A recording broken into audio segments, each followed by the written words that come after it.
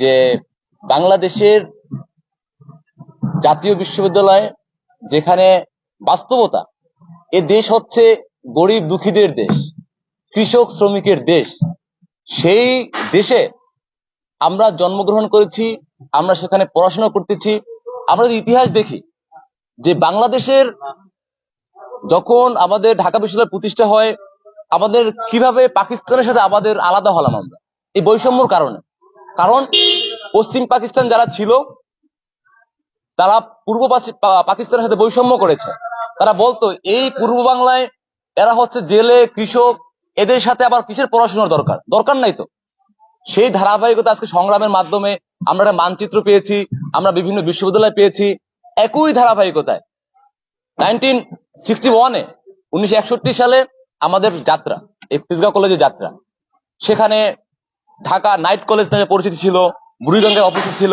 তার ধারাবাহিকতায় আস্তে আস্তে করে তিলে তিলে করে আজকে আমাদের তেজগাঁও কলেজ। এটা তো আমাদের সংগ্রামের মাধ্যমে, সংগ্রামের বিনিময়। আমরা যদি দেখতে পাই যে বাংলাদেশের জাতীয় বিশ্ববিদ্যালয়ের মধ্যে যতগুলো প্রতিষ্ঠান রয়েছে, এই তেজগাঁও কলেজে সব থেকে বেশি সাবজেক্ট পড়ানো হয়।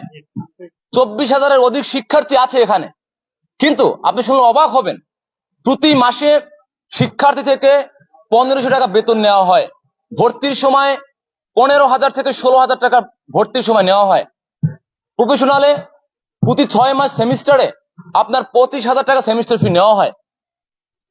আমরা যদি সরি টু সে বলার জন্য, আমরা তো বাঙালি, আমাদের তো ইতিহাস জানতে হবে, আমাদের অবস্থান জানতে হবে।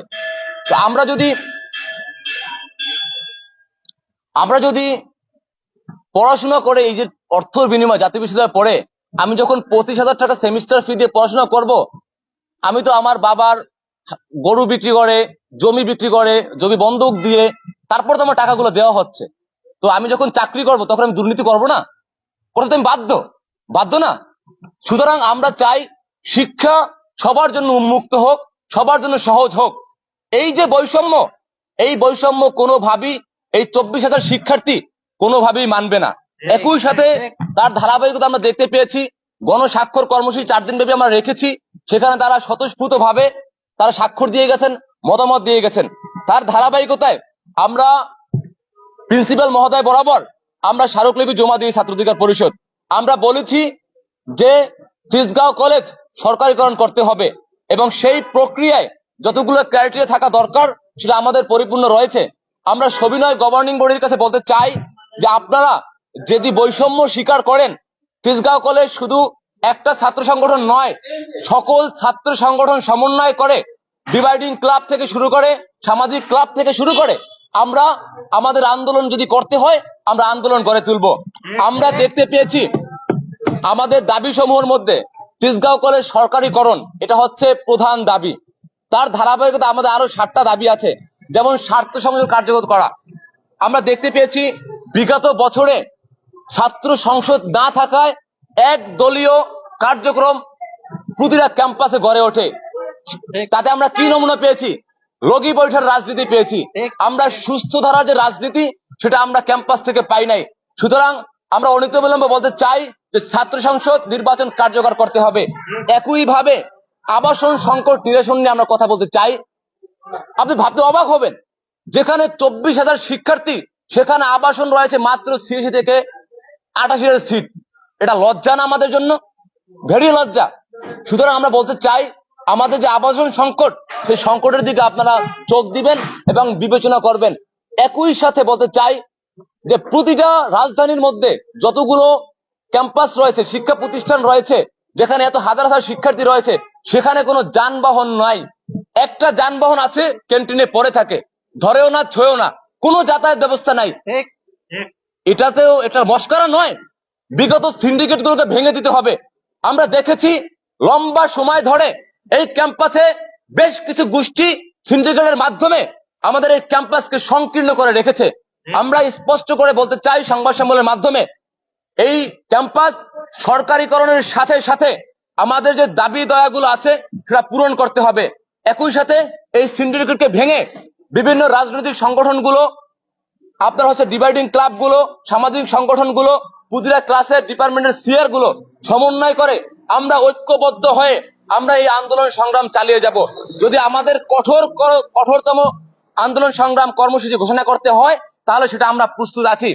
একই সাথে আমরা চাই যে কথায় কথা আসে, সংবাদ সম্মেলনের মাধ্যমে বিভিন্ন পয়েন্ট আমাদের কথা বলতে হয়। আপনারা দেখেছেন যে এই তেজগাঁও কলেজের মূল ফটকে মনে হচ্ছে এটা বস্তি পাড়া, মনে হচ্ছে গুলিস্তান। এটা তো গুলিস্তান নয়। এখানে মূল ফটকে মনে এক ছিনতাইকারী, ফুটপাত, হকার, ভাসমান দোকান, এগুলো অনতিবিলম্বে উৎখাত করতে হবে। আমরা সবিনয় বলতে চাই, আমরা শান্তিপূর্ণভাবে 4 দিন স্বাক্ষর কর্মসূচি ঘোষণা করেছি।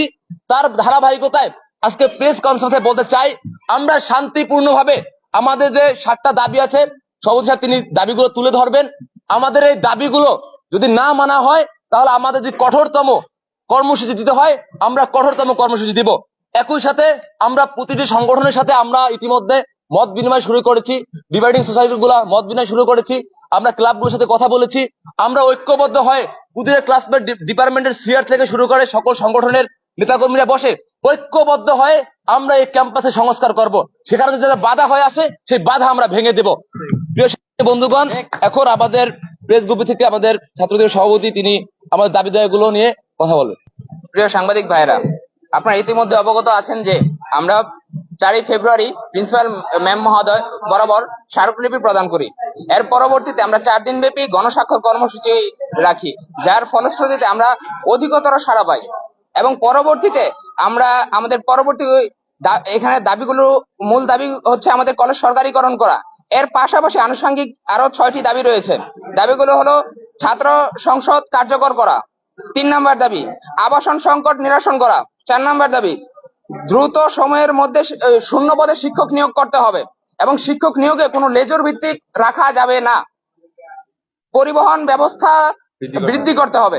আমাদের কলেজে আপনারা জানেন যে 24,000 স্টুডেন্ট, তার জন্য মাত্র বাস আছে একটা, এবং একটা বাসেরও অবস্থা খুবই নাজুক, যা বলতে খুবই লজ্জার বিষয়।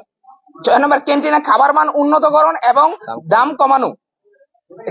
7 নাম্বার ক্যাম্পাসের প্রধান ফটক থেকে ভাসমান দোকান তুলে দিতে হবে। শিক্ষা প্রতিষ্ঠানকে শিক্ষা প্রতিষ্ঠানের গুণগত মানে নিয়ে আসতে হবে। এবং আমাদের পরবর্তী কর্মসূচি এবং এর যুক্তিকতা এবং পরবর্তী কর্মসূচি নিয়ে আমাদের সাধারণ সম্পাদক জাবের মাহমুদ বিস্তারিত বলবে। প্রিয় সাংবাদিক বন্ধুরা বা আমাদের সহপাঠী বন্ধুরা, আপনারা সবাই অবগত আছেন যে আমাদের অবস্থান এবং আমাদের কার্যক্রম বা লক্ষ্য উদ্দেশ্য। আমরা আমাদের শান্তিপূর্ণ শৃঙ্খলা রেখে পরবর্তী কর্মসূচি আমরা ঘোষণা করছি যে যেহেতু আমরা গণস্বাক্ষর কর্মসূচি করেছি, তার ধারাবাহিকতায় আমরা কেন সরকারিকরণ চাই এটা নিয়ে আপনাদের কাছে লেখনী আহ্বান জানাচ্ছি। আপনারা সকলেই, প্রতি ডিপার্টমেন্ট রয়েছে, আমরা এখানে একটা বক্স করব। সেই বক্সে আগামী মঙ্গলবারের মধ্যে আপনারা সকলেই আপনারা কেন সরকারিকরণ চাই এটা লেখনী আমাদের কাছে জমা দিবেন। আমরা সেটা নিয়ে একটা বুক লিস্ট তৈরি করব, আমরা সেটা মিনিস্ট্রিতে জমা দিব। আমাদের আন্দোলন আমাদের করতে হবে, আমাদের দাবি আমাদের আদায় করে নিতে হবে। যদি কোনো গোষ্ঠী, বর্ণ, ধর্ম, কোন সংস্থা থেকে শুরু করে যদি আমাদেরকে বাধা প্রদান করে, তেজগাঁও কলেজ সকল শিক্ষার্থী, সকল সংগঠন ঐক্যবদ্ধ রয়েছে, আমাদেরকে বাধা প্রদান করলে তারা ভেঙে যাবে।